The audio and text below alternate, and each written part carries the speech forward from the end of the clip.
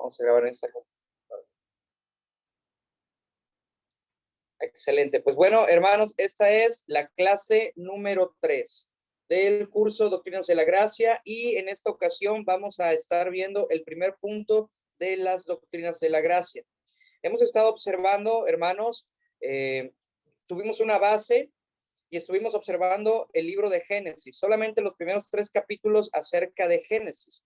A partir de ahí nosotros hemos estado aprendiendo qué es un pacto de obras, qué es un pacto de gracia, la doctrina un poco acerca del pecado. Hemos estado observando cómo es el hombre y he dicho algunas cosas, hermanos. He dicho que dependiendo de lo que tú comprendas de lo que ocurrió en Génesis capítulo 3, cuando el hombre cayó, va a depender toda tu teología.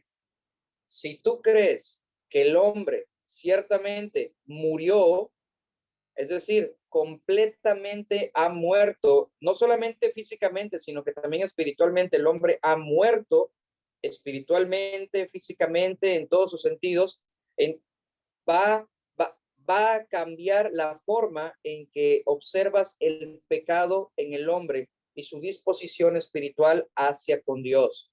Si tú crees que el hombre solamente enfermó, entonces lo que va a ocurrir es que tu teología, tu pensamiento acerca de la salvación puede variar. Pero si tú crees que el hombre ciertamente murió completamente, entonces vas a comprender que lo que el hombre necesita no es una pastillita de Jesús, o que el hombre necesita no solamente es una medicina ahí de cristianismo. No, tú vas a comprender que lo que el hombre necesita es un milagro, un verdadero milagro. Lo que el hombre necesita es resurrección. Eso es lo que el hombre necesita. Así que por eso es tan relevante, tan importante, tan necesario que podamos comprender Génesis, capítulo 1, 2 y 3. Son súper importantes. Los 3 primeros capítulos de Génesis. Amén. Bueno, el último texto que estuvimos observando en la clase fue Colosenses capítulo 2, versículo 13. Dice así: y a vosotros, estando muertos en pecados y en la incircuncisión de vuestra carne, os dio vida juntamente con él, perdonándoos todos los pecados. Fíjense lo que dice el texto. Lo que observamos en el texto es que dice, y a vosotros. Si en el texto dice, y a vosotros, entonces se refiere a la iglesia, es decir, a aquella iglesia a la cual se estaba escribiendo, en este caso era Colosenses. Se refiere a los santos, se refiere a los cristianos, se refiere a aquellos que antes de ser creyentes, ellos tenían una vida en tinieblas. Y dice, a vosotros, y en este caso también nosotros debemos de adjuntarnos a ellos porque también somos ya la iglesia, ¿verdad? Ya que somos cristianos. Dice, ustedes estaban muertos en vuestros delitos. Dice, muertos, no dice enfermos. Dice, y ustedes que no estaban que estaban en la incircuncisión de la carne. Dice que nos dio vida. Evidentemente, esta vida se nos dio porque necesitábamos vida. Fíjense, hermanos, no dice, nos dio una cura, nos dio una medicina, nos dio una manita ahí. No, no, no, no, no. El Señor dice, nos dio, la palabra de Dios dice, nos dio vida, vida. ¿Por qué? ¿Por qué razón el Señor nos da vida? La respuesta clara y evidente es porque, gracias. Va a salir ahí. Ella es mi amada esposa, mi linda y dulce esposa. Va a salir ahí en YouTube, ¿eh? Ok, ya. Permíteme, por favor. Bien, gracias. El Señor nos ha dado vida. ¿Por qué? Porque estábamos muertos en nuestros delitos y pecados. Muertos, no enfermos. Muertos, muertos. Si no estuviésemos muertos, entonces no necesitaríamos vida. Si nosotros solamente estuviéramos enfermos, entonces lo único que necesitaríamos sería una pastillita, pero no, muertos completamente, sin vida. Así que lo que vino a hacer nuestro Señor Jesucristo es lo mismo que hizo hace 2000 años cuando miró a Lázaro y le gritó, Lázaro, sal fuera. Lázaro ya hedía, Lázaro ya apestaba, Lázaro llevaba varios días muerto, estaba completamente muerto. Así estábamos nosotros. Nosotros, el hombre, no necesita un placebo, es decir, una falsa medicina para que él crea que haciendo ciertas cosas, haciendo ciertas obras, portándose bien, entonces él va a ser salvo. No, lo que el hombre necesita es vida, vida verdadera, vida en Cristo Jesús. Amén. Entonces, lo que estaremos estudiando se llama la incapacidad humana o la total depravación. La incapacidad humana y la total depravación.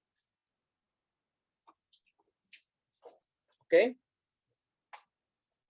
El hombre entonces, concluimos pues, un momento.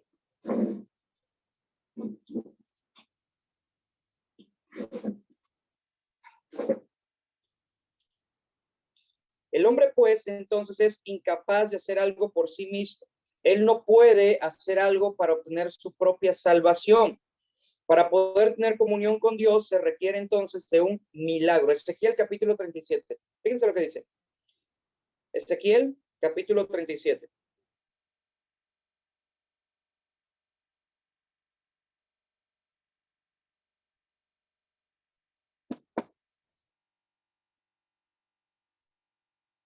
Dice, la mano de Jehová vino sobre mí y me llevó en el espíritu de Jehová y me puso en medio de un valle que estaba lleno de huesos y me hizo pasar cerca de ellos por todo en derredor. Y aquí que eran muchísimos sobre la faz del campo y por cierto secos en gran manera. Y me dijo, hijo de hombre, ¿vivirán estos huesos? Y dije, Señor Jehová, tú lo sabes. ¿Cómo estaban estos huesos? Miren, quiero que lea, por favor, Miriam.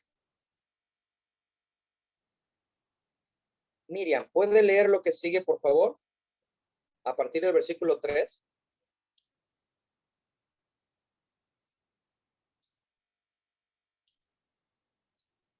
Está muteada, Miriam. Tiene que abrir su micrófono, por favor. Ahí, perdón. Sí, no se preocupe. 3. Y me dijo, hijo de hombre, ¿vivirán estos huesos? Y dije, Señor Jehová, tú lo sabes. Me dijo entonces, profetiza sobre estos huesos y diles, huesos secos, oíd palabra de Jehová. Así ha dicho Jehová el Señor a estos huesos. He aquí, yo hago entrar un espíritu en vosotros y viviréis. Y pondré tendones sobre vosotros y haré subir sobre vosotros carne y os cubriré de piel y pondré en vosotros espíritu y viviréis y sabréis que yo soy Jehová. Interesante, ¿no les parece? Este texto, hermanos, nos indica claramente que el Señor, nuestro Dios, Jehová de los ejércitos, Él quiere hacer saber al mundo que Él es Jehová. Si ustedes recuerdan, Jehová es yo soy, es decir, yo soy el que soy. Él quiere hacer ver al mundo que Él es el Dios vivo y verdadero. Y la forma en que Él quiere demostrar al mundo que Él es el Dios vivo y verdadero es dando vida. Él le pregunta a Ezequiel, Ezequiel, ¿vivirán estos huesos? ¿Cuál sería la respuesta lógica? Miren, piensen en esto. Piensen, vamos a un panteón. En alguna ocasión se cuenta la historia de un predicador, creo que era Charles Simeón, uno de los mejores predicadores que han pisado este planeta. Charles Simeón dice que llevó a sus estudiantes a un panteón y empezó a decirles a sus estudiantes, oigan, ¿quién se considera un buen predicador de ustedes? Y alguno por dijo, yo, ok, bueno, entonces ponte a predicar y haz que estos huesos resuciten. Una locura. Todos los estudiantes se quedaron, ¿cómo? ¿Cómo quiere que prediquemos a estos huesos para que resuciten? Es una locura. Bueno, evidentemente el hombre no puede hacer que los huesos secos resuciten, que los huesos tengan vida. Nosotros no podemos. El hombre no puede. Imposible. Miren, al profeta se le dijo, a Ezequiel se le dijo, Ezequiel, estos huesos secos vivirán. La respuesta de Ezequiel fue la respuesta más sabia que quizás he leído. Dice, tú lo sabes. La respuesta lógica para cualquier hombre, y seguramente Ezequiel lo estaba pensando, era, pues, son huesos secos, es polvo, están muertos, están podridos. Pero Dios dice, haré vivir estos huesos. ¿Y saben por qué lo va a hacer Dios? Porque Él es Jehová. Y dice, y sabréis que yo soy Jehová. Eso es grandioso. Dios está salvando huesos secos, está creando su iglesia a partir de huesos secos, simple y sencillamente porque Él quiere que los hombres sepan que Él es Jehová, que Él es Jehová. Eso es glorioso, eso es grandioso, hermanos, y eso debemos tenerlo clavado en nuestro corazón. Amén.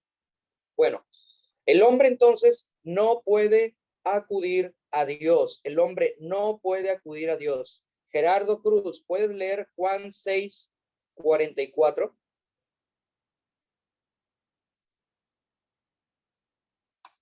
Por favor.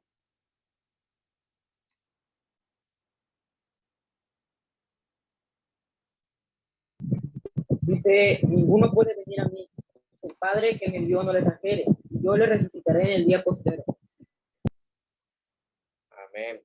Fíjense lo que dice ese texto, el que acaba de leer Gerardo. Ninguno puede venir a mí, si, dice, ninguno puede venir a mí, si a menos que el Padre que me envió no le trajere, yo le resucitaré en el día postrero. ¿Quién puede venir al Padre? ¿Quién puede venir a Jesús? Según el texto, ninguno. Ninguno. ¿Por qué? Bueno, porque el hombre, en primer lugar, es un ciego espiritualmente hablando. El hombre es ciego. Espiritualmente estamos ciegos. Efesios capítulo 5, versículo 8. Les animo a abrir sus videos, amigos que están por ahí, para que los puedan nombrar y puedan salir aquí. Emir, ¿puedes leer, por favor, Emir?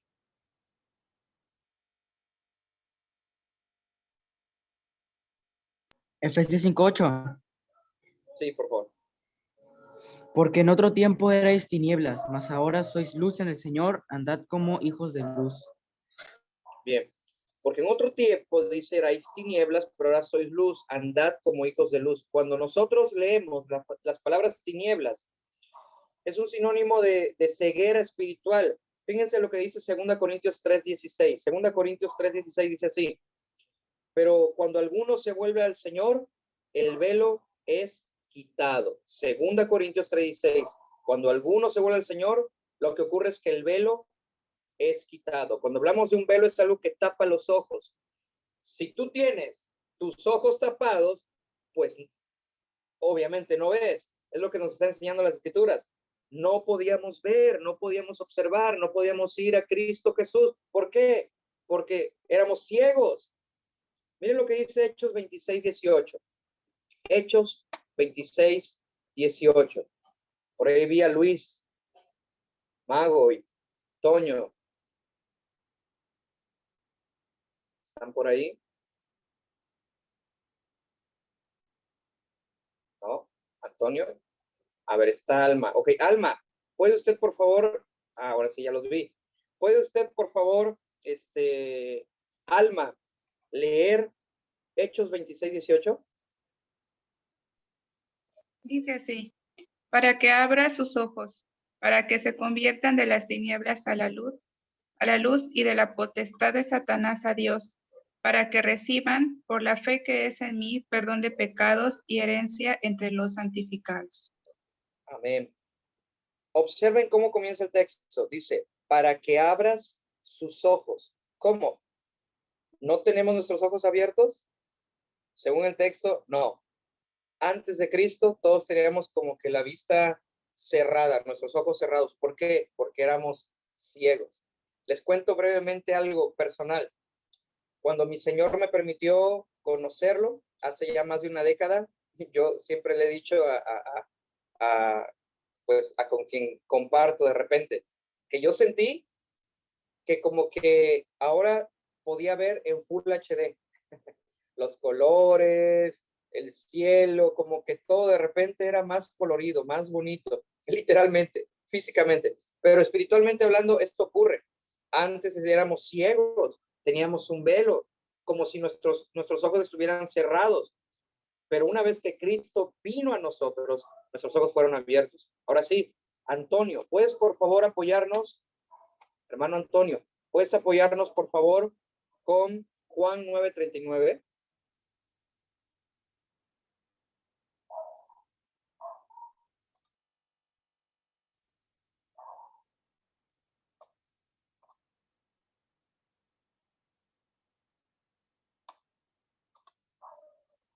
Ya nada más, discúlpame, no te escuchas. Ahora dijo sí. Jesús, para juicio he venido yo a este mundo, para que los que no ven, vean, y los que ven sean cegados. Amén. Fíjense lo que está ocurriendo ahí. Gracias, muy amable.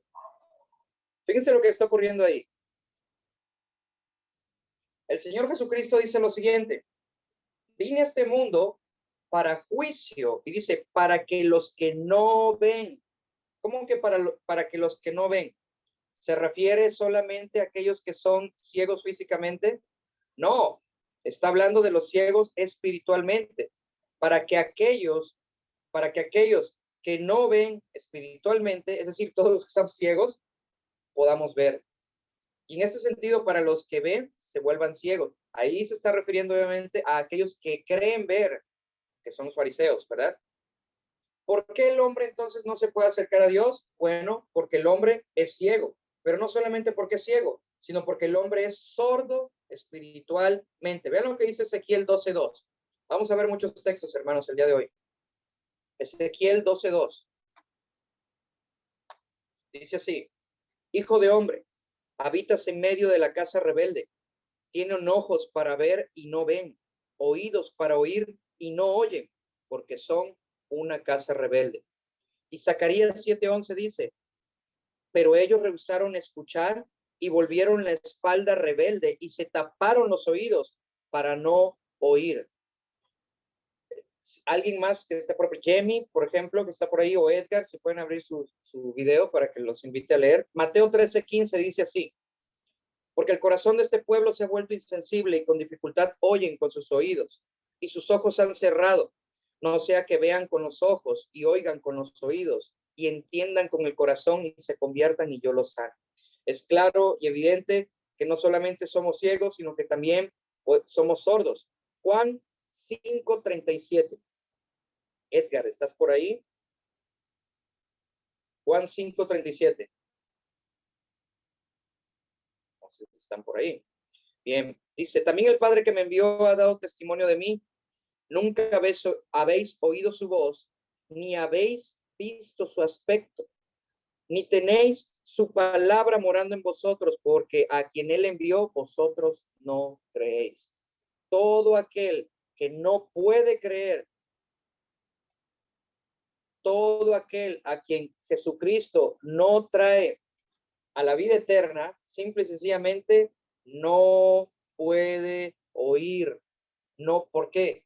Porque Dios no quiere abrirle sus oídos. Hermanos, y a veces hay personas que quizás esto les molesta, pero eso tiene que ver con la soberanía de Dios. La realidad es que todos nosotros, antes de que fuéramos cristianos, éramos igual ciegos y sordos. Porque posiblemente alguien por ahí nos hablaba de la palabra y lo rechazábamos. He escuchado muchas historias de algunos hermanos que dicen que ellos creyeron porque alguien venía constantemente a hablarles, a predicarles, y cuando esa persona venía a ellos, ellos decían, ay, viene este loco otra vez este loco viene a hablarme. Bueno, hermanos, pues es la realidad con todos nosotros. De alguna manera no queríamos oír, éramos ciegos y éramos sordos. ¿Por qué razón el hombre no puede venir a Dios? Bueno, el hombre no tiene la capacidad de recibir el mensaje a menos que Dios abra sus oídos. Juan capítulo 3, versículo 11. Juan 3:11. Jamie, a ver, ya había Jamie, pero tu nombre, perdón, Luis, ¿verdad? Eres Luis. Pero dice Jamie ahí. ¿Qué tal, hermano? Hola, varón. ¿Puedes Hola. leer? ¿Cuál? Buscan por Juan 3:11. Juan 3:11. Sí, ahorita lo busco. Juan 3:11. Dice así, Juan 3:11, de cierto te digo, que lo que sabemos hablamos y lo que hemos visto testificamos y no recibís nuestro testimonio. Ok, gracias. Muy amable. Fíjense lo que dice el texto al final. Dice, pero no recibís nuestro testimonio. Miren, hay un ejemplo. Los hermanos de José. Los hermanos de José, ellos, dice la escritura, que no podían hablarle de una manera amigable. La pregunta es, ¿por qué no podían hablarle de manera amigable? ¿No tenían lengua? ¿No tenían boca? ¿No hablaban el mismo idioma? ¿Por qué razón no podían hablarle de forma amigable? ¿Saben por qué? Porque lo odiaban. Eso es lo que ocurre con el hombre antes de Cristo. Aunque digamos que no, de alguna manera aborrecíamos las cosas de Dios. Las aborrecíamos. Quizás algunos iban a las iglesias, a sus iglesias, solamente porque sus papis los llevaban. Pero es probable que en su corazón, en lo más profundo de su corazón, ustedes desearían o deseaban no estar en una iglesia. Yo sé que lo profundo de mi corazón, a veces cuando alguien me hablaba de la palabra, en realidad yo deseaba que esa persona no estuviera ahí porque yo quería hacer otras cosas. Pero gloria a Dios que Él nos ha llamado. ¿Por qué razón el hombre no puede venir a Dios? ¿Por qué está incapacitado? Bueno, porque el hombre es ignorante con respecto a las cosas espirituales. El hombre es ignorante. Dice Isaías capítulo 44. Fíjense lo que dice Isaías capítulo 44, versículo 19. Lo voy a leer. Ninguno reflexiona, no tienen conocimiento ni inteligencia para decir, he quemado la mitad en el fuego y también he cocido pan sobre sus brasas. He asado carne y la he comido y del resto haré una abominación. Me postraré ante un pedazo de madera. Ninguno reflexiona, dice el texto. Ahora, Efesios capítulo 4, versículo 18. Vean lo que dice. Edgar, si puedes abrir tu video, estaría bien, para que te invite a leer. Igual José. Dice así, Efesios 4:18. Entenebrecidos en su entendimiento, excluidos de la vida de Dios por causa de la ignorancia que hay en ellos, por la dureza de su corazón. Entonces, repito, el hombre antes de Cristo es ignorante de las cosas espirituales. Es muy sabio en su propio entendimiento de lo que es supuestamente espiritualidad, ¿no? Ellos creen que saben quién es Dios, cómo es Dios. Ellos creen que hablan con Dios, ellos creen que conocen a Dios, pero dice la palabra que no, porque el entendimiento está entenebrecido. Creemos que creemos, y eso es un peligro. Creemos que creemos, pero cuando no estás en Cristo Jesús, no crees verdaderamente. No puedes creer, a menos que Él te traiga vida eterna. Primera de Pedro, capítulo 1, versículo 14. Vamos a darle oportunidad a alguien más, ¿sale? A ver, Mago, ¿puedes apoyarnos, por favor? Primera de Pedro 1:14, por favor.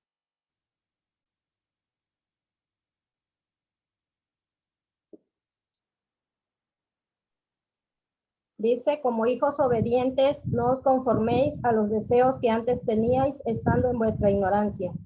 Amén. ¿Qué dice el texto? No os conforméis a los deseos que antes. Ok, Edgar, enterado. Que antes tenías, es decir, antes de ser cristiano tenías deseos pecaminosos, pero fíjate qué dice en el último texto, fíjense qué dice, en vuestra, ¿qué? Ignorancia, en vuestra ignorancia. Esto nos dice y nos deja claro que el hombre era, o éramos, mejor dicho, éramos ignorantes de las cosas de Dios. José, qué gusto verte, José, Dios te bendiga. Mira, puedes apoyarnos con un texto, José. Romanos capítulo 3, versículo 12. Fíjense lo que dice, Romanos 3, capítulo 12.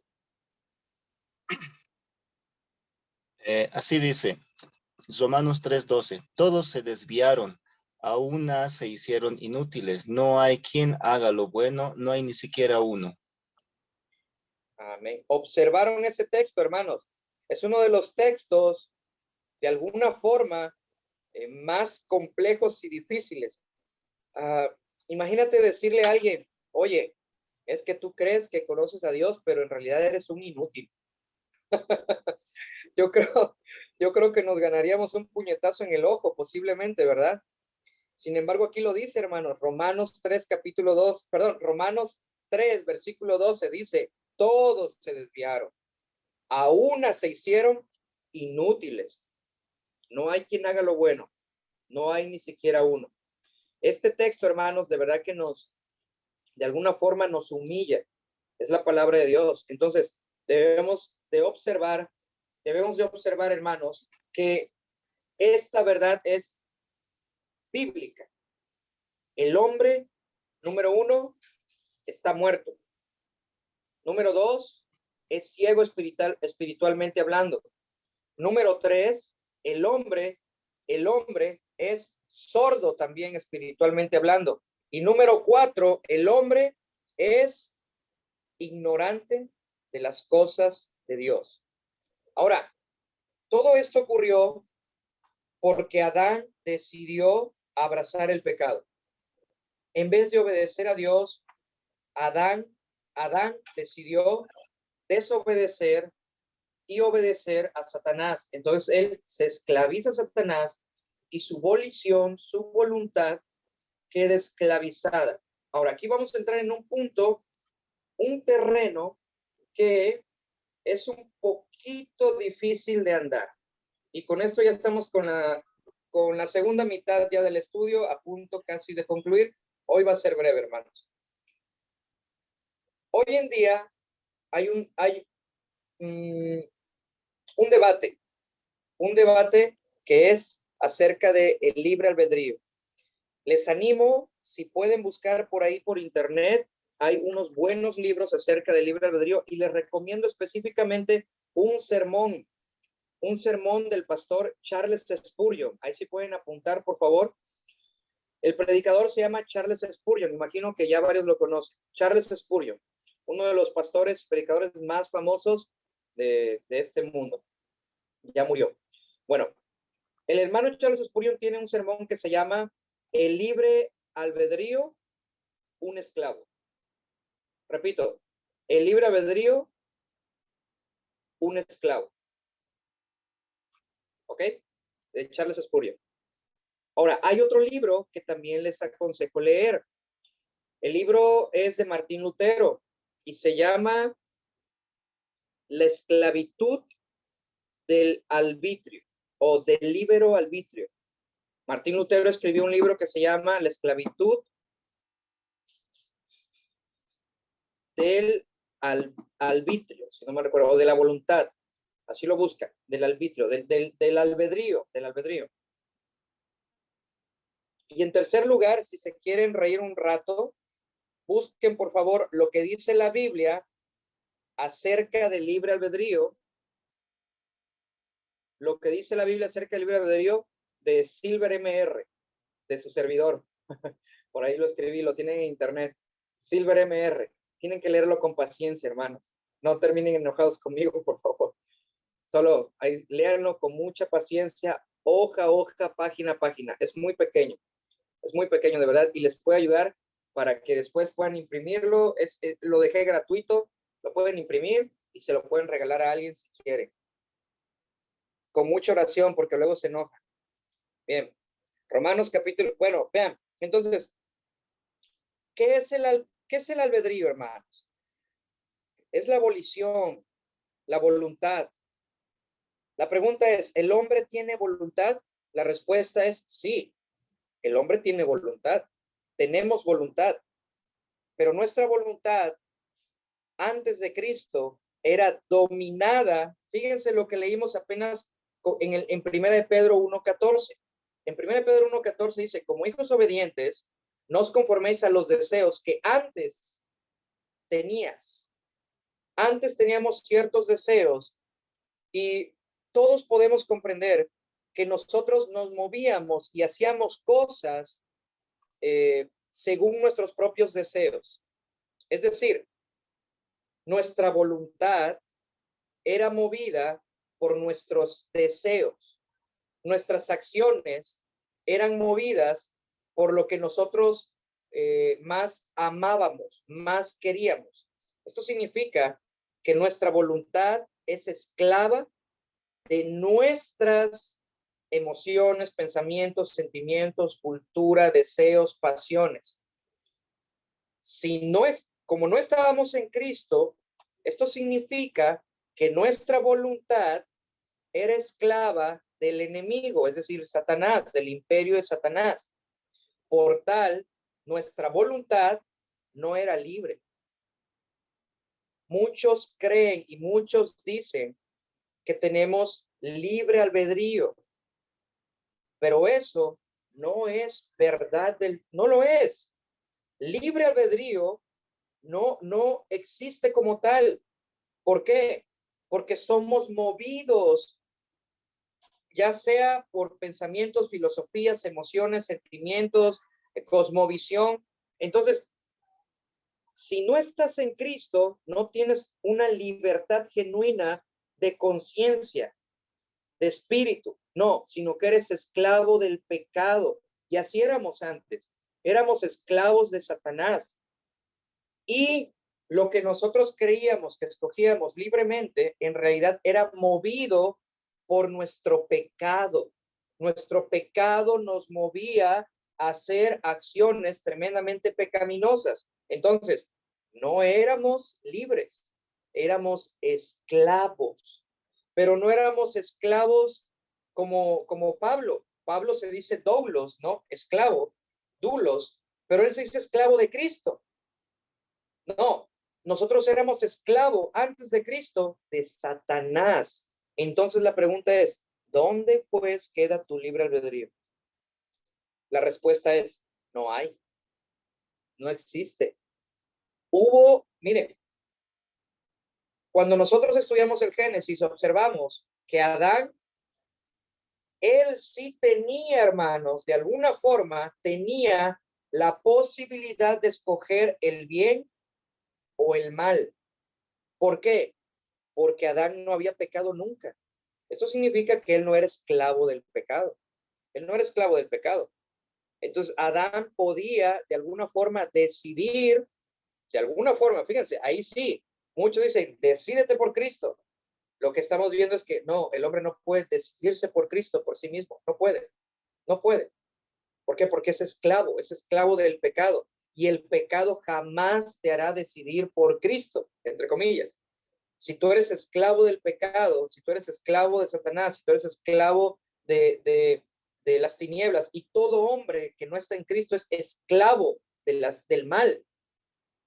El mal no te va a decir, oh sí, ve caminando, ve corriendo hacia Cristo.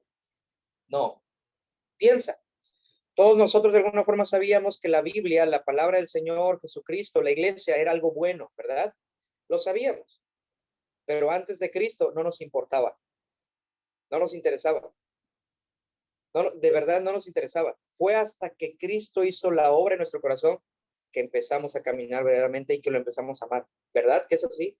¿Verdad que es así? Antes no era así. Antes no era así. Antes solamente era religiosidad. Bien. Entonces, ¿qué quiero decir con esto, hermanos? Que nadie puede ser salvo por sí mismo. ¿Por qué? Porque todos hemos caído en Adán y todos por tal estábamos imposibilitados para ir por nuestros propios pies hacia Cristo. ¿Por qué?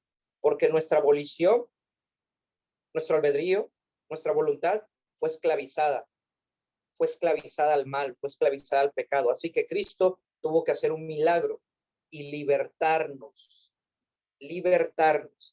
¿Cómo son los afectos espirituales del hombre? Si alguien quiere pensar en libre albedrío, debe de pensar entonces en Adán, porque Adán, de cierta forma, él no había sido esclavo del pecado. Pero una vez que Adán cae, ya no tenemos libertad, sino que somos esclavos. ¿Recuerdan lo que hablamos de David y Goliat? Goliat dijo, si alguno de ustedes me venciere, nosotros seremos sus esclavos. ¿Lo recuerdan? Bueno, recuerden, David es un tipo de Cristo. Goliat es un tipo del reino del mal. Adán cayó, entonces fue esclavo del mal. Pero Cristo, él jamás cayó. Y esa es la razón por la cual estamos aquí, somos salvos, hermanos. Bien, ¿cómo son los efectos espirituales del hombre? Bueno, el hombre ama más las tinieblas que la luz. Aún desde bebés podemos ver cómo un pequeño bebé puede ser envidioso, codicioso, aún, fíjense, mentiroso y hasta ladrón, hermanos. De verdad, de verdad. Uno piensa, no, los bebecitos, qué lindos, qué preciosos, qué hermosos. Sí, son bien hermosos, son preciosos. Pero de verdad, un bebecito aún puede llegar a ser berrinchudo, miren, si un bebé tuviera la fuerza, hermanos, no sé si les ha pasado, si lo han visto, yo tengo dos niños pequeños y tengo otros dos niños grandes también, son mis sobrinos, andan por aquí, y los niños chiquititos, yo no sé por qué, tengo un pequeño de 2 años, y él ve que su hermana agarra un plumón rojo. Bueno, él quiere ese mismo plumón. ¿Por qué? Por la sencilla razón de que su hermana lo agarró. Ya, por eso. Aunque él no lo está usando, él quiere ese. Y él, si es posible, va, se lo quita a su hermana y se lo lleva. Y si se lo quitan, o si yo le digo, oye, hijo, no hagas eso, se enoja, así, se transforma en otro completamente. ¿Qué es eso? ¿Qué es? Yo no le enseñé a mi hijo, tienes que ser envidioso, hijo, ¿eh? Hijo, tienes que quitarle las cosas a tu hermana. ¿O alguno ha hecho eso? ¿Verdad que no? Claro que no. O alguno quizás le enseña a su hijo, no prestes, ¿eh? No prestes nunca tus juguetes, no prestes. Pues no. Pero fíjense, si un bebecito, fíjense, y esa es una muestra de la depravación del hombre, de la incapacidad del hombre. Si un bebé tuviera la fuerza de un adulto, este bebé vendría, quitaría el lápiz o el plumón a la persona o a la niña, la empujaría, ¡pum! Le haría daño y no le importaría. Se iría con el plumón como si nada. ¿Me explico? Hay un pastor, hermano Paul Washer, dijo un ejemplo que me gustó. Dice, si un niño tuviera la fuerza de un adulto y quisiera tu anillo, un anillo que tuvieras por ahí, dice, él vendría y haría fuerza contigo, te quitaría el anillo, si es posible te golpearía y te noquearía, se lleva el anillo como si nada. ¿Me explico, hermanos? ¿Qué es lo que dijo David? Vamos a ver los textos, fíjense. Vamos a observar ahorita unos textos brevemente. Dice David en el Salmo 51:5. A ver, ¿quién quiere? A ver, Miriam, vamos a dar la oportunidad a Miriam una vez más. Por favor, Miriam, apóyenos con esta lectura. Salmo 51:5.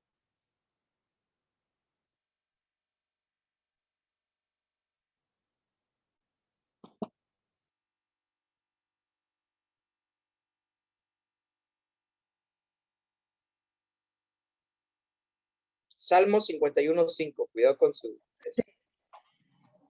Aquí tengo.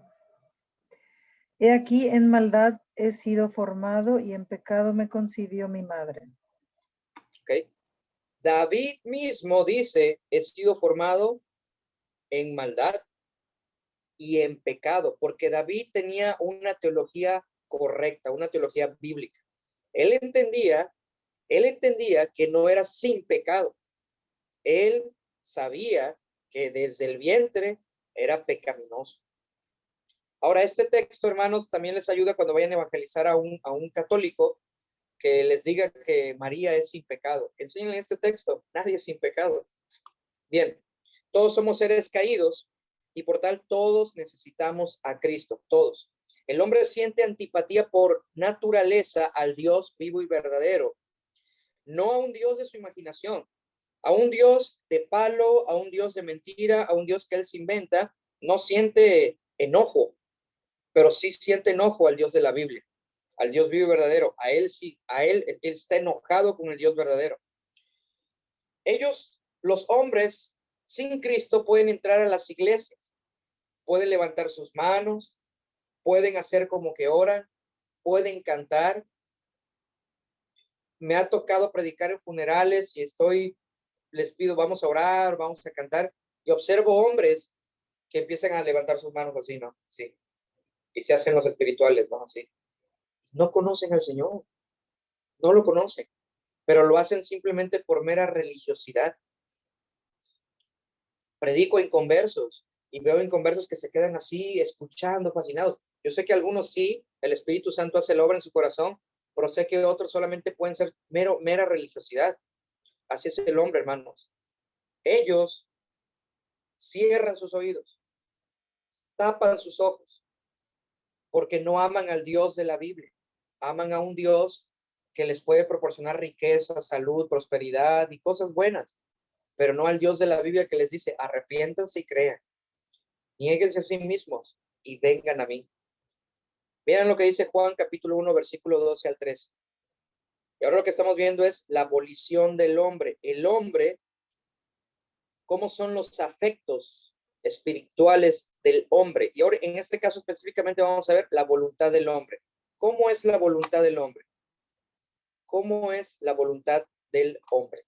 Bueno, vean lo que dice Juan capítulo 1, 12 al 13. 12 al 13, perdón, dice, mas a todos los que le recibieron, a los que creen en su nombre, les dio potestad de ser hechos hijos de Dios. Fíjense, muchos solamente leen o les gusta leer esta parte, mas a todos los que le recibieron, dicen, ya ves, el hombre tiene que recibirlo. ¿Quiénes son los que lo reciben? Bueno, dice, a los que creen en su nombre. Y ellos dicen, recibir a Cristo es creer su nombre. O sea, si tú crees, tú recibes a Cristo. Ahora, hasta aquí parece que así es. Y de alguna forma sí, pero vean, dice, les dio potestad, es decir, autoridad de ser hechos hijos de Dios. Ok, fíjense, se les da la potestad de ser hechos hijos. Se les da la autoridad de ser hechos hijos. Pregunta, fíjense cómo es esto. Yo recibo a mi Padre y creo en Él. Por eso yo soy hijo de mi Padre, porque yo decidí que Él fuera mi Padre. ¿Es esto verdad? Ahora, me refiero a mi Padre terrenal, Yo he decidido y creído que mi Padre será mi Padre. ¿Es esto lógico? No, nadie jamás físicamente hablando puede decidir quién es su padre, ¿verdad? ¿Por qué? Porque no, es lógico. Vean, el contexto estamos hablando de engendrar. Dice, los que le recibieron, los que creen su nombre, les dio potestad. ¿Quién da potestad? ¿Yo me doy potestad a mí mismo de ser hijo de Dios? No. ¿Quién da potestad? ¿El Papa te da potestad para que seas hijo de Dios? No. Ese es un hombre mal de su mente. Él no tiene poder.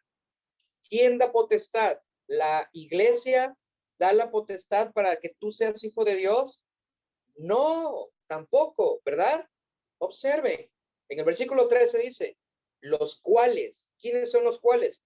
Los que recibieron, los que creen, a los que se les dio la potestad. ¿Quién da la potestad? Dios. Versículo 13, los cuales no son engendrados de sangre. Y aquí está la palabra. Cuidado ahí. Disculpen. Ni dice de voluntad de varón. ¿Vieron eso? No son engendrados de sangre, ni de voluntad de carne, ni de voluntad de varón. Cuando tú lees, fíjense hermanos, y esto es algo hermenéutical que les paso por ahí. No es una clase hermenéutica, estamos viendo las doctrinas de la gracia, pero les doy un tip hermenéutical. Cuando en un texto tú veas que se repiten 2 veces o 3 veces una misma palabra, hay un énfasis.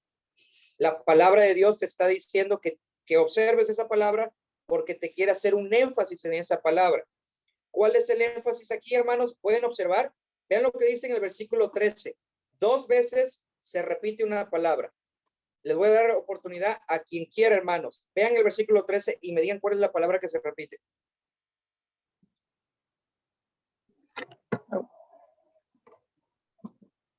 Voluntad sería la palabra que se repite. Sí.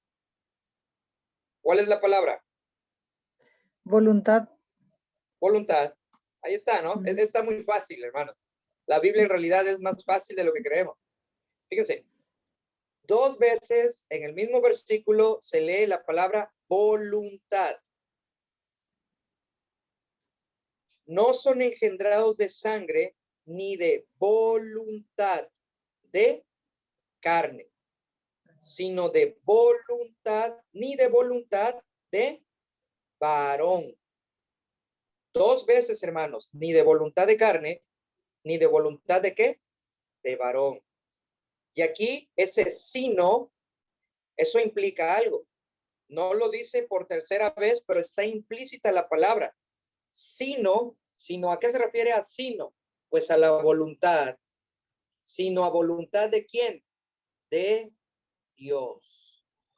Entonces, aquellos que son hijos, aquellos que creen en el Señor Jesucristo, aquellos que reciben la potestad de ser sus hijos, no reciben la potestad de ser sus hijos simple y sencillamente porque ellos lo decidieron, porque ellos tengan por su propia voluntad, por su volición, por su libre albedrío, por su poder, por su fe, por sus obras. No. Este texto nos enseña claramente que aquellos que reciben la palabra del Señor, que aquellos que creen en Cristo Jesús, que aquellos reciben la potestad de ser hechos hijos de Dios, lo son porque hay uno que ha tenido la voluntad para que seas su hijo. Para que tú y yo, si ya crees en el Señor, seas su hijo. ¿De quién es esa voluntad? Según este texto, la voluntad es única y exclusivamente de Dios. De Dios. Amén, hermanos. ¿Sabe qué significa esto? Que no depende del que quiere ni del que corre, sino de Dios. De Dios. Romanos capítulo 3, versículo 11. Romanos capítulo 3, versículo 11. Fíjense lo que dice. Romanos 3:11. No hay quien entienda. No hay quien busque a Dios. Así o más claro, hermanos. No hay quien entienda. No hay quien busque a Dios.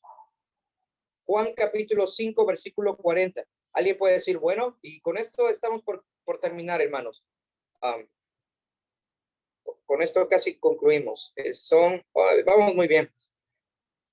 Fíjense, alguien puede decir, bueno, pero es que la voluntad es de los hombres, porque ellos tienen que creer. Ellos tienen que hacer la obra de creer. Bueno, creer no es una obra, hermanos. No lo es. Para empezar, no es obra.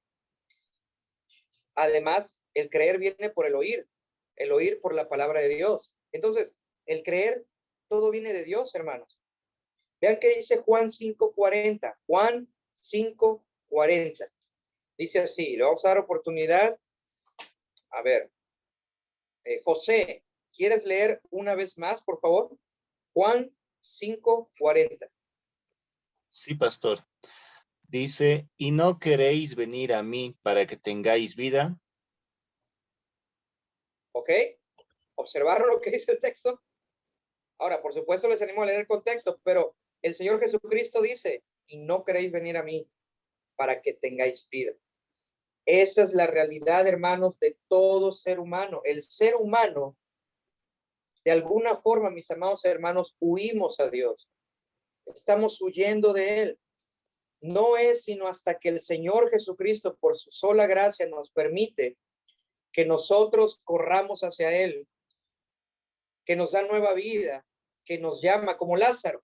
Lázaro, sal fuera. Es que entonces el hombre viene genuinamente hacia Dios, que viene de verdad. Entonces, ¿cuál es la condición del hombre? ¿Cuál es la condición del hombre? Bueno, en primero, Jesús enseñó que el hombre no tiene vida en sí mismo. El hombre no tiene vida en sí mismo. ¿Por qué? Porque está muerto. El hombre, Jesús enseñó que la condición del hombre inconverso es muerte espiritual. ¿Ok? Y el Señor Jesucristo dice, pero dice el Señor Jesucristo, el que oye mi palabra y cree al que me envió, tiene vida eterna y no vendrá condenación, mas ha pasado de muerte a vida. Eso es Juan 5:24. La condición del hombre, según Juan 5:24, es muerte, pero puede pasar de muerte a vida, de muerte a vida. El hombre puede pasar de muerte a vida solamente si Dios así lo permite. Ahora fíjense, hay una cosa más. Espiritualmente todos nosotros éramos como Lázaro, muertos. Estábamos muertos en nuestros delitos y pecados. Según Juan 11:38 al 44, Lázaro, ¿cómo estaba Lázaro? Vamos a ese texto. Juan. Capítulo 11, versículos 38 al 44. Dice así. Jesús dijo en el versículo 39, dijo Jesús, quitad la piedra. Marta, la hermana del que había muerto, le dijo, Señor, hiede ya, hiede, porque es de 4 días. Jesús le dijo, ¿no te he dicho que si crees verás la gloria de Dios? Entonces quitaron la piedra de donde había sido puesto el muerto y Jesús, alzando los ojos a lo alto, dijo, Padre, gracias te doy por haberme oído. Yo sabía que siempre me oyes, pero lo dije por causa de la multitud que está alrededor, para que crean que tú me has enviado. Y habiendo dicho esto, clamó a gran voz, Lázaro, ven fuera. Y el que había muerto salió atadas las manos y los pies con vendas y el rostro envuelto en un sudario. Jesús le dijo, desatadle y dejadle ir. Esa era nuestra condición. Pregunta. Lázaro, fíjense cómo está el texto. Lázaro, ¿cuál era la condición de Lázaro? ¿Qué dijo Marta? ¿Por qué razón Marta no quería que se moviera la piedra? Porque Lázaro llevaba 4 días muerto, ¿verdad? Dice, hiede ya. ¿Qué significa esto? Que apestaba. Seguramente Lázaro ya tenía gusanos. Es lo más probable. Lázaro ya tenía gusanos. Estaba bien muerto, pero muertísimo. ¿Ustedes creen que Jesús hubiera llegado con Lázaro y le hubiera dicho, Lázaro, ¿quieres recibirme en tu corazón? Eso no es lo que dijo Jesús. Lázaro, levanta la mano si quieres recibirme en tu corazón. Eso no dijo Jesús. Tampoco Jesús, no crean que va a ir ahí y va preocupado. Ay, a ver si Lázaro me quiere recibir. No. ¿Por qué? Porque Lázaro estaba muerto. Ay, a ver si Lázaro utiliza su libre albedrío para poder recibirme. Tampoco. Lázaro estaba muerto. ¿Qué necesitaba Lázaro? Lázaro necesitaba un milagro, hermanos. Lázaro necesitaba vida. Lázaro no necesitaba una decisión. Lázaro necesitaba ser resucitado por Cristo. ¿Qué fue lo que hizo el Señor Jesucristo? Jesús le gritó, Lázaro, sal fuera. Fue una orden, hermanos. No fue una petición. Jesucristo no le dijo a Lázaro, Lázaro, bueno, pues, si quieres, sal fuera. Pues, si se te antoja, ven conmigo. No, hermanos, nuestro amante Señor Jesús dijo, Lázaro, sal fuera. Fue una orden, hermanos. Y muchas veces nosotros leemos este texto y solamente vemos, wow, Lázaro despertó, resucitó, pero no observamos lo que Cristo está haciendo aquí. Es lo que Cristo ha hecho en nosotros. por medio del Espíritu Santo, tocó nuestro corazón y nos dijo, sal de ahí, sal de las tinieblas, sal fuera, te voy a resucitar. Eso es lo que hizo Jesús, nos resucitó, no nos pidió permiso. ¿Ustedes creen que Jesús le pidió permiso a Lázaro para resucitarlo? ¿En qué momento? No hubo ningún momento. Muchos dicen, es que Jesús es un caballero. Jesús es un caballero y como Él es un caballero, él va a pedirte permiso. Hermanos, no sé con exactitud de dónde salió esa frase, de verdad, pero no es bíblica. No lo es. Claro, Jesús es honorable. Jesús es el Rey de Reyes. Es el Señor de Señores y Rey de Reyes. Pero hermanos, Jesús, a quien quiere salvar, salva. Y el hombre, bueno, ya me estoy adelantando un poquito, gracias a la gracia irresistible, hermanos. Me fui, hermanos, en este momento, pero todo está ahí, todo está ya, de alguna manera, estamos hablando de lo mismo. Solamente estamos en el primer punto, que es la depravación total del hombre o la incapacidad del hombre. Y el punto que quiero aquí resaltar es, hermanos, Lázaro tenía la capacidad para poder ir hacia Jesucristo por su propia cuenta. Lázaro tenía la capacidad de resucitar por sí mismo. Lázaro tenía la capacidad de tener vida por sí mismo. La respuesta lógica y evidente es no. Lázaro no podía. Lázaro no podía tomar ni su decisión ni nada de eso. No, Lázaro estaba muerto. Lázaro apestaba. Lázaro estaba agusanado. Lo que Lázaro necesitaba era un milagro, hermanos. Era un milagro.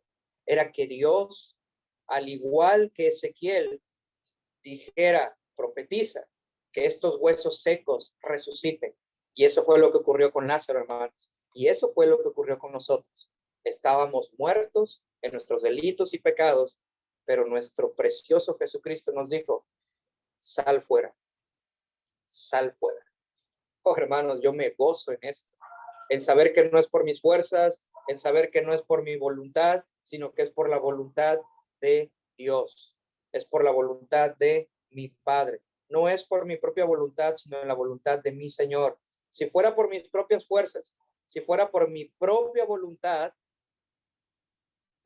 mucho hace ya que yo hubiera corrido de mi Señor Jesucristo, porque mi voluntad es débil, mi voluntad es torpe, pero fue por su voluntad. Él quiso, hermanos, Él quiso. Amén. Vamos a concluir, amados hermanos, y voy a decirles simplemente tres pronósticos que tiene el hombre. El hombre está destinado a estar eternamente perdido.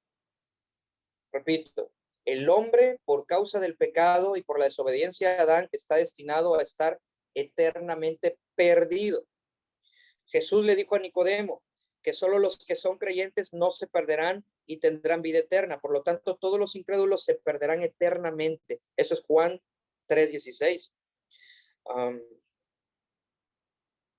Los que no creen en él y no le seguían morirían en sus pecados. Eso es Juan 8:21 al 24. Y también dijo que serían echados al fuego eternamente fuera. Eso es Juan 6:37. 2. El hombre vive bajo la ira de Dios.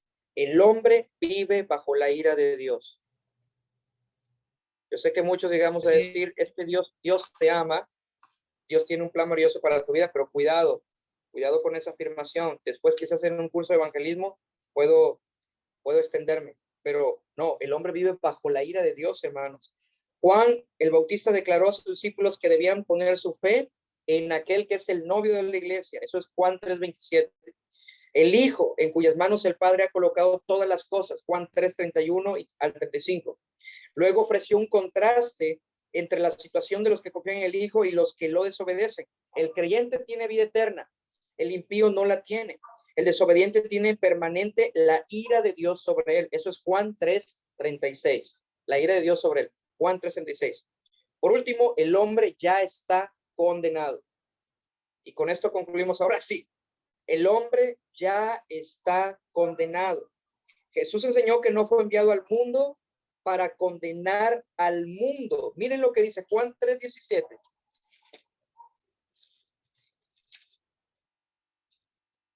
A todos nos gusta Juan 3:16, pero a veces pasamos por alto Juan 3:17. Dice, porque no envió Dios a su Hijo al mundo para condenar al mundo, sino para que el mundo sea salvo por él.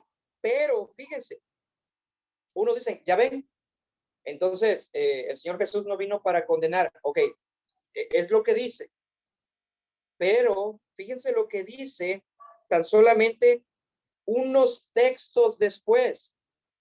Fíjense lo que dice en el versículo 19, perdón, en el versículo 18, adelantito dice, el que en él cree no es condenado, pero el que no cree ya ha sido condenado. ¿Por qué? Porque no ha creído en el nombre del unigénito Hijo de Dios. Y esta es la condenación, que la luz vino al mundo y los hombres amaron más las tinieblas que la luz, porque sus obras eran malas. Porque todo aquel que hace lo malo aborrece la luz y no viene la luz para que sus obras no sean reprendidas. El hombre aborrece la luz, hermanos. A menos que Cristo haga una obra en el corazón del hombre, el hombre va a seguir aborreciendo la luz, y así éramos nosotros. Entonces, Jesús no vino a condenar al mundo. ¿Saben por qué? Porque el mundo ya era condenado. Ya estábamos condenados. No era necesario que el Señor Jesucristo viniera a condenar al mundo. No, ya estábamos condenados, todos. ¿Por qué? ¿Qué dice Romanos? Por cuanto todos pecaron, ¿qué? ¿Están qué? ¿Destituidos de qué? De la gloria de Dios. ¿Quiénes? ¿Unos pocos? ¿Algunos? No, todos. ¿Qué dice Isaías 53? Todos nos descarriamos como ovejas, cada cual se apartó por su camino. ¿Unos pocos? ¿Algunos? No, todos. Eso significa, hermanos, que todos ya merecíamos la condenación y estábamos condenados. Y esta es la situación de todo aquel que aún no está en Cristo. Lo que le espera al incrédulo es terrible. El hombre que está envuelto en la mortaja de la muerte espiritual se está perdiendo eternamente. Ya se encuentra bajo la ira de Dios. Para él la muerte no traerá la vida en toda su plenitud, sino una condenación máxima, o lo que solo puede describirse como muerte eterna. Y ese es el gran pronóstico y el terrible pronóstico del hombre. El hombre está incapacitado totalmente y el hombre está muerto en sus delitos y pecados. Debe ocurrir un milagro. Entonces, hermanos, hasta aquí hemos observado la incapacidad total del hombre, o también la depravación total del hombre. ¿Qué es la depravación total del hombre? Que el hombre ha caído completamente y que el hombre no se puede acercar por sí mismo a Dios, y que la abolición del hombre está esclavizada al pecado, y que el hombre no busca a Dios, sino todo lo contrario, busca el mal. ¿Alguna vez se han preguntado? Yo tengo jovencitos aquí, luego les digo, a ver, jóvenes, no hagan tal y tal cosa. ¿Qué creen que hacen? Hacen exactamente lo que les digo que no hagan. Luego vienen las consecuencias. Ustedes mismos, ¿no les ha pasado que piensan en, oh, me aconsejaron que no hiciera esto y aquello?